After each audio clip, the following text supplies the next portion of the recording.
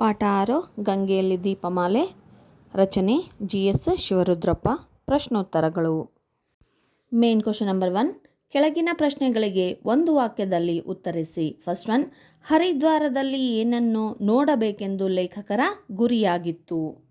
ಉತ್ತರ, ಹರಿದ್ವಾರದಲ್ಲಿ ಗಂಗಾ ನದಿಯ ಬ್ರಹ್ಮಕುಂಡದಲ್ಲಿ ನಡೆಯುವ ಆರತಿಯನ್ನು ನೋಡಬೇಕೆಂಬುದು ಲೇಖಕರ ಗುರಿಯಾಗಿತ್ತು. ಸೆಕೆಂಡ್ ಕ್ವಶನ್, ಹುಯೆನ್ ತ್ಸಾಂಗ್ ಹರಿದ್ವಾರವನ್ನು ಏನೆಂದು ಕರೆದಿದ್ದಾನೆ? ಉತ್ತರ, ಹುಯೆನ್ ತ್ಸಾಂಗ್ ಹರಿದ್ವಾರವನ್ನು ಮೊಯುಲೋ ಅಥವಾ ಮಯೂರ ಎಂದು ಕರೆದಿದ್ದಾನೆ. ಥರ್ಡ್ ಕ್ವಶನ್, ಗಂಗೆಯಲ್ಲಿ ತೇಲುತ್ತಿದ್ದ 100 ದೀಪಗಳು ಹೇಗೆ ಕಾಣುತ್ತಿದ್ದವು? ಉತ್ತರ, ಗಂಗೆಯಲ್ಲಿ ತೇಲುತ್ತಿದ್ದ 100 ದೀಪಗಳು ನದಿಯ ಬಟ್ಟೆಗೆ ಬೆಳಕಿನ ಕಸೂತಿ ಹಾಕಿದಂತೆ ಕಾಣುತ್ತಿದ್ದವು. ಫೋರ್ತ್ ಕ್ವಶನ್, ಯಾವುದು ಗಂಗೆಯ ದಡದ ಆವರಣವನ್ನು ತರಂಗಿತವಾಗಿಸಿತು? ಉತ್ತರ, ಗಂಗೆಯ ದೇವಸ್ಥಾನದ ಸುತ್ತ ಎದ್ದ ಗಂಟೆ, ಜಾಗಟೆ, ಶಂಖಗಳ ಸದ್ದು ಗಂಗೆಯ ದಡದ ಆವರಣವನ್ನು ತರಂಗಿತವಾಗಿಸಿತು. ನೆಕ್ಸ್ಟ್ ಮೇನ್, ಕೆಳಗಿನ ಪ್ರಶ್ನೆಗಳಿಗೆ 3-4 ವಾಕ್ಯಗಳಲ್ಲಿ ಉತ್ತರಿಸಿ. ಫಸ್ಟ್ ಒನ್, ಹರಿದ್ವಾರವನ್ನು ಲೇಖಕರು ಹೇಗೆ ವರ್ಣಿಸಿದ್ದಾರೆ? ಉತ್ತರ, ಹರಿದ್ವಾರ ಎಲ್ಲ ತೀರ್ಥಕ್ಷೇತ್ರ ನಗರಗಳಂತೆ ತನ್ನೊಳಗೆ ಪ್ರಾಚೀನತೆಯ ಲಕ್ಷಣಗಳನ್ನು ಉಳಿಸಿಕೊಂಡಿದೆ. ಎರಡೂ ಬದಿಗೆ ಎತ್ತರದ ಮನೆಗಳನ್ನು ಹಬ್ಬಿಸಿಕೊಂಡ ಇಕ್ಕಟ್ಟಾದ ಬೀದಿಗಳ ಸಾಲು, ನಡುವೆ ತಟ್ಟನೆ ಕಣ್ಣನ್ನು ಸೆಳೆಯುವ ಗುಡಿಗಳು, ಆಶ್ರಮಗಳು, ಧರ್ಮಶಾಲೆಗಳು ಇತ್ಯಾದಿಗಳಿಂದ ಮತ್ತು ಎಲ್ಲ ತೀರ್ಥಕ್ಷೇತ್ರಗಳಿಗೂ ಸಮಾನ ಅಂಶವಾದ ಗಲೀಜುಗಳಿಂದ ತನ್ನ ಪ್ರತ್ಯೇಕತೆಯನ್ನು ಕಾಯ್ದುಕೊಂಡಿದೆ ಎಂದು ಲೇಖಕರು ವರ್ಣಿಸಿದ್ದಾರೆ. ಸೆಕೆಂಡ್ ಕ್ವಶನ್, ಹರಿದ್ವಾರಕ್ಕೆ ಕಪಿಲಸ್ಥಾನ ಎಂದು ಹೆಸರು ಬರಲು ಕಾರಣವೇನು? ಉತ್ತರ, ಸಗರ ಪುತ್ರರನ್ನು ಕಪಿಲ ಮಹರ್ಷಿಯು ತನ್ನ ಕೋಪಾಗ್ನಿಯಿಂದ ಬೂದಿ ಮಾಡಿದ ನಂತರ ಸಗರ ವಂಶದ ಭಗೀರಥನು ತನ್ನ ಪಿತೃಗಳಿಗೆ ಸದ್ಗತಿಯನ್ನು ಕಾಣಿಸಲು ಗಂಗೆಯನ್ನು ತಂದು ಹರಿಸಿದ ಸ್ಥಳವಾದ್ದರಿಂದ ಹರಿದ್ವಾರಕ್ಕೆ ಕಪಿಲಸ್ಥಾನ ಎಂದು ಹೆಸರು ಬಂದಿತು. ಥರ್ಡ್ ಕ್ವಶನ್, ಮಹಾಭಾರತದಲ್ಲಿ ಗಂಗಾದ್ವಾರದ ಬಗ್ಗೆ ಉಲ್ಲೇಖಗೊಂಡಿರುವ ಪ್ರಸಂಗಗಳನ್ನು ತಿಳಿಸಿ. ಉತ್ತರ, ಮಹಾಭಾರತದಲ್ಲಿಯೇ ಗಂಗಾದ್ವಾರದ ಉಲ್ಲೇಖ ಸಾಕಷ್ಟು ಸಲ ಕಾಣಿಸಿಕೊಂಡಿದೆ. ಶಂತನುವಿನ ತಂದೆ ಪ್ರದೀಪನು ಗಂಗಾದ್ವಾರದಲ್ಲಿ ತಪಸ್ಸನ್ನಾಚರಿಸಿದನು. ಗಂಗೆ ಕನ್ನಿಕೆಯ ರೂಪವನ್ನು ತಾಳಿ ತನ್ನನ್ನು ಪರಿಗ್ರಹಿಸುವಂತೆ ಅವನನ್ನು ಕೇಳಿಕೊಂಡಳು.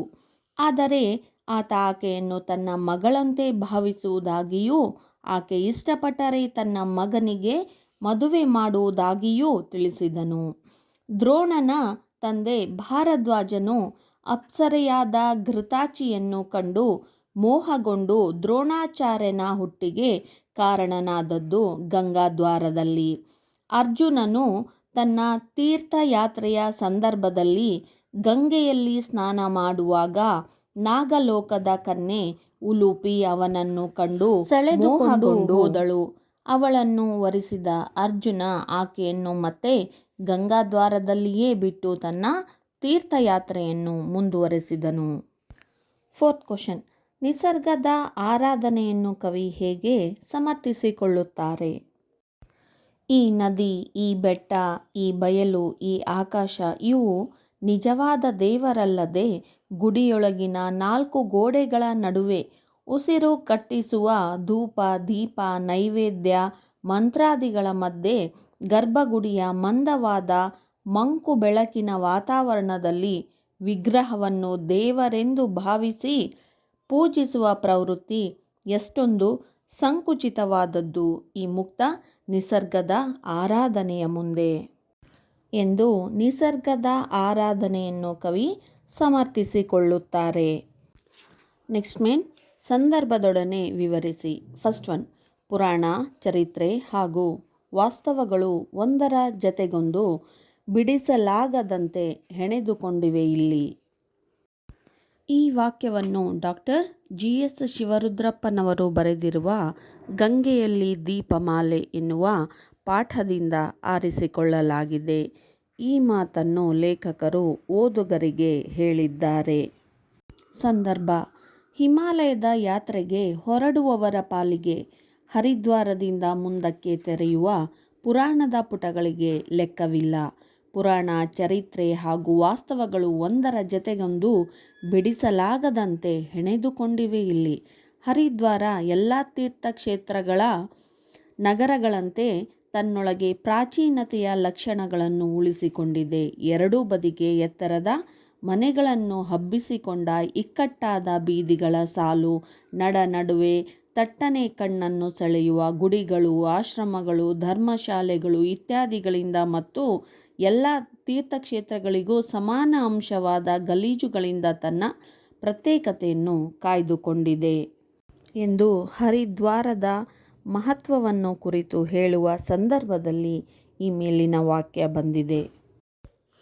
ಸೆಕೆಂಡ್ ಒನ್, ಉತ್ತರದ ಎತ್ತರಗಳಿಂದ ಇಳಿದ ಗಂಗೆ ಬಯಲನ್ನು ಪ್ರವೇಶಿಸುವ ದ್ವಾರವೂ ಇದೆ. ಈ ವಾಕ್ಯವನ್ನು ಡಾಕ್ಟರ್ GS ಶಿವರುದ್ರಪ್ಪ ಅವರು ಬರೆದಿರುವ ಗಂಗೆಯಲ್ಲಿ ದೀಪಮಾಲೆ ಎಂಬ ಪಾಠದಿಂದ ಆಯ್ದುಕೊಳ್ಳಲಾಗಿದೆ. ಈ ಮಾತನ್ನು ಲೇಖಕರು ಓದುಗರಿಗೆ ಹೇಳಿದ್ದಾರೆ. ಸಂದರ್ಭ: ಮಹಮ್ಮದೀಯ ಚರಿತ್ರಕಾರರು ಹರಿದ್ವಾರದ ಬದಲು ಗಂಗಾದ್ವಾರ ಎಂಬ ಹೆಸರನ್ನು ಉಲ್ಲೇಖಿಸಿದ್ದಾರೆ. ಒಂದರ್ಥದಲ್ಲಿ ಇದು ಸರಿಯಾದ ಹೆಸರು ಕೂಡ. ಯಾಕೆಂದರೆ ಹಿಮಾಲಯದ ಎತ್ತರಗಳಿಂದ ಇಳಿದು ಬಂದ ಗಂಗೆ ಮೊಟ್ಟಮೊದಲು ಬಯಲು ನಾಡನ್ನು ಪ್ರವೇಶಿಸಿದ್ದು ಇಲ್ಲಿಯೇ. ಆದ್ದರಿಂದ ಉತ್ತರದ ಎತ್ತರಗಳಿಂದ ಇಳಿದ ಗಂಗೆ ಬಯಲನ್ನು ಪ್ರವೇಶಿಸುವ ದ್ವಾರವೂ ಇದೆ ಎಂದು ಗಂಗಾದ್ವಾರದ ಅರ್ಥವನ್ನು ತಿಳಿಸುವ ಸಂದರ್ಭದಲ್ಲಿ ಈ ಮೇಲಿನ ವಾಕ್ಯ ಬಂದಿದೆ. ನೆಕ್ಸ್ಟ್ ಕ್ವಶನ್: ದೀಪಗಳನ್ನು ತೇಲಿ ಬಿಡುವ ಈ ಆಟ ನಡೆದೇ ಇತ್ತು. ಈ ವಾಕ್ಯವನ್ನು ಡಾಕ್ಟರ್ GS ಶಿವರುದ್ರಪ್ಪ ಅವರು ಬರೆದಿರುವ ಗಂಗೆಯಲ್ಲಿ ದೀಪಮಾಲೆ ಎಂಬ ಪಾಠದಿಂದ ಆಯ್ದುಕೊಳ್ಳಲಾಗಿದೆ. ಈ ಮಾತನ್ನು ಲೇಖಕರು ಓದುಗರಿಗೆ ಹೇಳಿದ್ದಾರೆ. ಸಂದರ್ಭ: ಸಂಜೆಯ ಕೆಂಪು ಕರಗಿ ನದಿಯ ನೀರು ಕಪ್ಪಾದಂತೆ ಅದರ ಮೇಲೆ ತೇಲುವ ನೂರಾರು ದೀಪಗಳು ನದಿಯ ಬಟ್ಟೆಗೆ ಬೆಳಕಿನ ಕಸೂತಿ ಹಾಕಿದಂತೆ ಕಾಣುತ್ತಿದ್ದವು. ಬಿಟ್ಟ ಕೂಡಲೇ ತಲೆಕೆಳಗಾಗುವ ದೀಪಗಳು, ಸ್ವಲ್ಪ ದೂರ ಹೋಗಿ ಮಗುಚಿಕೊಳ್ಳುವ ದೀಪಗಳು, ಹೊಯ್ದಾಡುತ್ತಾ ಹೇಗೋ ಮುಂದೆ ಸಾಗುವ ದೀಪಗಳು, ದೀಪಗಳನ್ನು ತೇಲಿ ಬಿಡುವ ಈ ಆಟ ನಡೆದೇ ಇತ್ತು ಎಂದು ಬ್ರಹ್ಮಕುಂಡದ ದೀಪಗಳ ಬಗ್ಗೆ ಹೇಳುವ ಸಂದರ್ಭದಲ್ಲಿ ಈ ಮೇಲಿನ ವಾಕ್ಯ ಬಂದಿದೆ. ನೆಕ್ಸ್ಟ್ ಕ್ವಶನ್: ಈ ಅಪೂರ್ವ ದೃಶ್ಯ ಅವರ್ಣನೀಯವಾದದ್ದು. ಈ ವಾಕ್ಯವನ್ನು ಡಾಕ್ಟರ್ GS ಶಿವರುದ್ರಪ್ಪ ಅವರು ಬರೆದಿರುವ ಗಂಗೆಯಲ್ಲಿ ದೀಪಮಾಲೆ ಎಂಬ ಪಾಠದಿಂದ ಆಯ್ದುಕೊಳ್ಳಲಾಗಿದೆ. ಈ ಮಾತನ್ನು ಲೇಖಕರು ಓದುಗರಿಗೆ ಹೇಳಿದ್ದಾರೆ. ಸಂದರ್ಭ: ಆ ಬ್ರಹ್ಮಕುಂಡದ ಸುತ್ತ 3-4 ಅಡಿಗಳೆತ್ತರದ ಆರತಿಯ ದೀಪಗಳನ್ನು ಹಿಡಿದ ಅರ್ಚಕರು ಗಂಗೆಯ ಅಂಚಿನಲ್ಲಿ ನಿಂತು ನೇರವಾಗಿ ಗಂಗಾ ನದಿಗೆ ಆರತಿಯನ್ನು ಬೆಳಗತೊಡಗಿದರು. ಹರಿಯುವ ನದಿಯಲ್ಲಿ ಅವರು ಎತ್ತಿ ಬೆಳಗುವ ಆರತಿಯ ಬೆಳಕುಗಳು ಪ್ರತಿಫಲಿಸತೊಡಗಿದವು. ಒಂದಲ್ಲ ಎರಡಲ್ಲ 4-6 ಎತ್ತರದ ದೀಪಾರತಿಗಳನ್ನು ಹಿಡಿದು ಇಡೀ ನದಿಯನ್ನೇ ಅರ್ಚಿಸುವ ಈ ಅಪೂರ್ವ ದೃಶ್ಯ ಅವರ್ಣನೀಯವಾದದ್ದು ಎಂದು ಗಂಗಾರತಿಯ ಬಗ್ಗೆ ವಿವರಿಸುವ ಸಂದರ್ಭದಲ್ಲಿ ಈ ಮೇಲಿನ ವಾಕ್ಯ ಬಂದಿದೆ. ನೆಕ್ಸ್ಟ್ ಮೇನ್ ಭಾಷಾಭ್ಯಾಸ. ಕೂಡಿಸಿ ಬರೆದು ಸಂಧಿಯ ಹೆಸರನ್ನು ತಿಳಿಸಿರಿ. ದಿವ್ಯ ಪ್ಲಸ್ ಅನುಭವ, ದಿವ್ಯಾನುಭವ ಸವರ್ಣ ದೀರ್ಘ ಸಂಧಿ. ಪುರಾಣ ಪ್ಲಸ್ ಉಕ್ತ, ಪುರಾಣೋಕ್ತ ಗುಣಸಂಧಿ. ಅಲ್ಲಿ ಪ್ಲಸ್ ಒಂದು, ಅಲ್ಲೊಂದು ಲೋಪಸಂಧಿ. ಇತಿ ಪ್ಲಸ್ ಆದಿ, ಇತ್ಯಾದಿ ಎಣ್ಸಂಧಿ. ಕೋಪ ಪ್ಲಸ್ ಅಗ್ನಿ, ಕೋಪಾಗ್ನಿ ಸವರ್ಣ ದೀರ್ಘ ಸಂಧಿ. ಮೊಳಗುತ್ತ ಪ್ಲಸ್ ಇದ್ದವು, ಮೊಳಗುತ್ತಿದ್ದವು ಲೋಪಸಂಧಿ. ನೆಕ್ಸ್ಟ್ ಒನ್, ತದ್ಭವ ರೂಪಗಳನ್ನು ಬರೆಯಿರಿ. ಭಕ್ತಿ, ಭಕುತಿ. ಶಬ್ದ, ಶಬುದ. ಘಂಟೆ ಘಂಟ, ಶಂಖ ಸಂಕ, ಸಂಧ್ಯಾ ಸಂಜೆ, ಬ್ರಹ್ಮ ಬೊಮ್ಮ. ನೆಕ್ಸ್ಟ್ ಕ್ವಶನ್, ಸ್ವಂತ ವಾಕ್ಯಗಳಲ್ಲಿ ಬಳಸಿ ಬರೆಯಿರಿ. ಪ್ರಾಚೀನ, ನಾವು ಪ್ರಾಚೀನ ಸಂಪ್ರದಾಯ ಪದ್ಧತಿಗಳನ್ನು ಮುಂದುವರೆಸಿಕೊಂಡು ಹೋಗಬೇಕು. ನೆಕ್ಸ್ಟ್ ಒನ್, ಉಲ್ಲೇಖ. ಉಲ್ಲೇಖ ಅಂದ್ರೇನು? ಬರೆಯೋದು ಅಂತ, ಬರಹ. ಕರ್ನಾಟಕಕ್ಕೆ ಕರುನಾಡು ಎಂದು ಉಲ್ಲೇಖಿಸಲಾಗಿದೆ. Next one, ಕಿಕ್ಕಿರಿ. ಮೈಸೂರು ದಸರಾವನ್ನು ನೋಡಲು ಜನರು ಕಿಕ್ಕಿರಿದಿರುತ್ತಾರೆ. ಪ್ರವೃತ್ತಿ, ಕಷ್ಟಪಟ್ಟು ಗುರಿ ಮುಟ್ಟುವುದೇ ಪ್ರವೃತ್ತಿಯಾಗಬೇಕು. ಏಳು ಬೀಳು, ಜೀವನದಲ್ಲಿ ಏಳು ಬೀಳುಗಳು ಇದ್ದಾಗ ಮಾತ್ರ ಶಕ್ತಿ ಸಾಮರ್ಥ್ಯ ಹೆಚ್ಚಾಗುತ್ತದೆ. ನೆಕ್ಸ್ಟ್ ಒನ್, ರೋಮಾಂಚನ ಅಂದರೆ ಹರ್ಷ ಸಂತೋಷ ಅಂತ. ನಾನು ಮೊದಲ ಬಾರಿ ಮುಳ್ಳಯ್ಯನಗಿರಿಗೆ ಹೋದಾಗ ನನಗೆ ರೋಮಾಂಚನವಾಯಿತು. 8-10 ವಾಕ್ಯ. ಈ ಕೆಳಗಿನ ಪ್ರಶ್ನೆಗಳಿಗೆ 8-10 ವಾಕ್ಯಗಳಲ್ಲಿ ಉತ್ತರಿಸಿ. ಫಸ್ಟ್ ಒನ್, ಗಂಗೆಯಲ್ಲಿ ದೀಪಮಾಲೆಯ ಸುಂದರ ದೃಶ್ಯವನ್ನು ಲೇಖಕರು ವರ್ಣಿಸಿರುವ ರೀತಿಯನ್ನು ವಿವರಿಸಿ. ಮಾರ್ಕ್ ಮಾಡಿರೋದನ್ನ ನಿಧಾನವಾಗಿ ಗಮನಿಸ್ತಾ ನೀವು ಮಾರ್ಕ್ ಮಾಡ್ಕೊಳ್ಳಿ ಮೊದಲು, ನಂತರ ನೋಟ್ಸ್ ಮಾಡಿ. ಇಲ್ಲ ಈ ಪ್ಯಾರಾಗ್ರಾಫ್ ಫುಲ್ ಕೂಡ ಬರೆದ್ರೂ ತೊಂದರೆ ಇಲ್ಲ, ತಪ್ಪಿಲ್ಲ.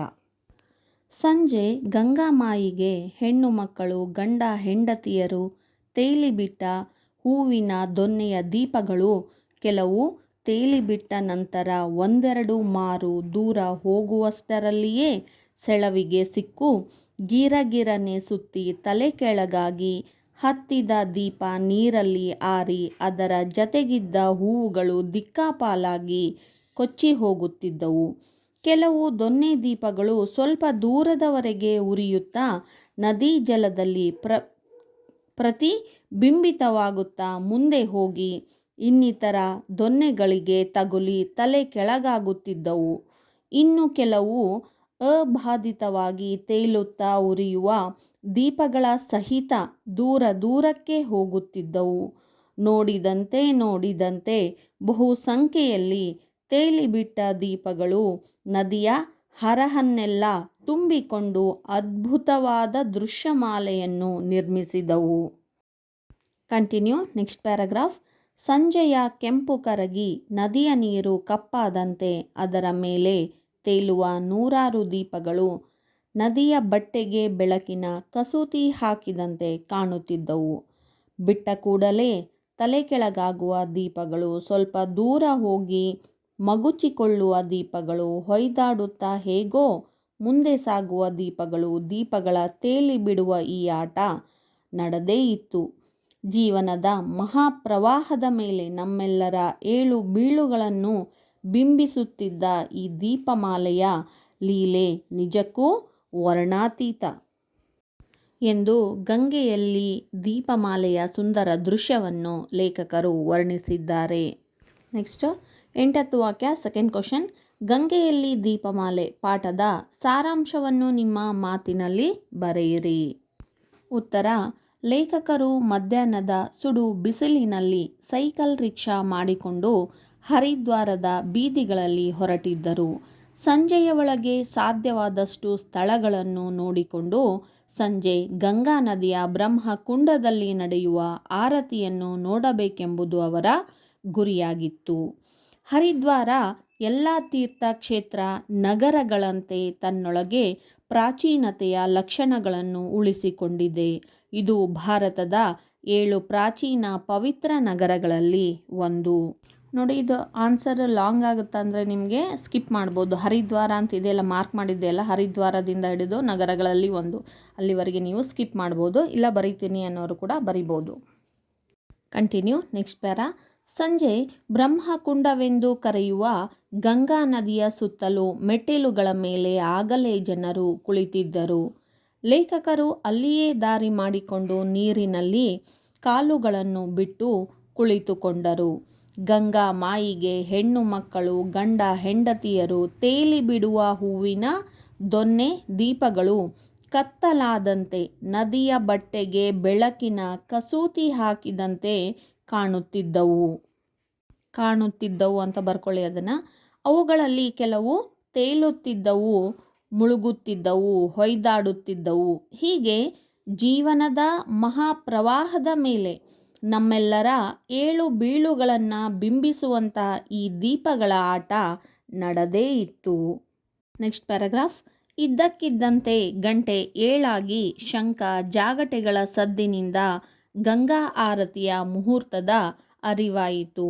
3-4 ಅಡಿಗಳೆತ್ತರದ ಆರತಿಯ ದೀಪಗಳನ್ನು ಹಿಡಿದ ಅರ್ಚಕರು ಗಂಗೆಯ ಅಂಚಿನಲ್ಲಿ ನಿಂತು ನೇರವಾಗಿ ಗಂಗಾ ನದಿಗೆ ಆರತಿಯನ್ನು ಬೆಳಗತೊಡಗಿದರು.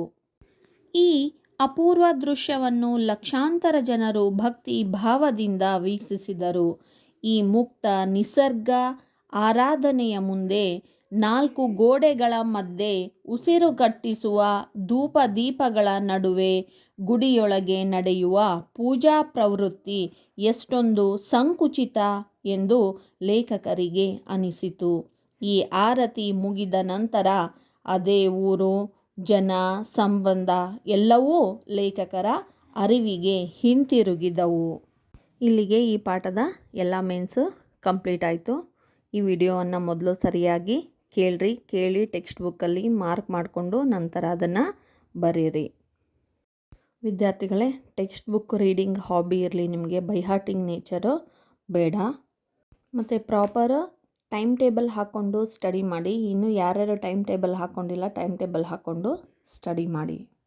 ಲ್ಯಾಂಗ್ವೇಜಸ್ ಎಲ್ಲ ರೈಟಿಂಗ್ ಪ್ರಾಕ್ಟೀಸ್ ಇರಲೇಬೇಕು, ಇಲ್ಲಾಂದರೆ ಸ್ಪೆಲ್ಲಿಂಗ್ ಮಿಸ್ಟೇಕ್ಸ್ ಆಗಿ ನಿಮಗೆ ಅಲ್ಲಿ ಲಾಸ್ ಆಗುತ್ತೆ, ಮಾರ್ಕ್ಸ್ ಕಡಿಮೆ ಆಗುತ್ತೆ. ಸೊ ಅದಕ್ಕೋಸ್ಕರ ರೈಟಿಂಗ್ ಪ್ರಾಕ್ಟೀಸ್ ಇರಲೇಬೇಕು. ಮಕ್ಕಳೇ, ಭಯ ಬೇಡ, ದಿನಾಲೂ ಓದ್ತಾನೆ ಹೋಗಿ, ಯಾಕಂದರೆ ದಿನ ಸಾಧನೆ ಘನ ಸಾಧನೆ. All the best.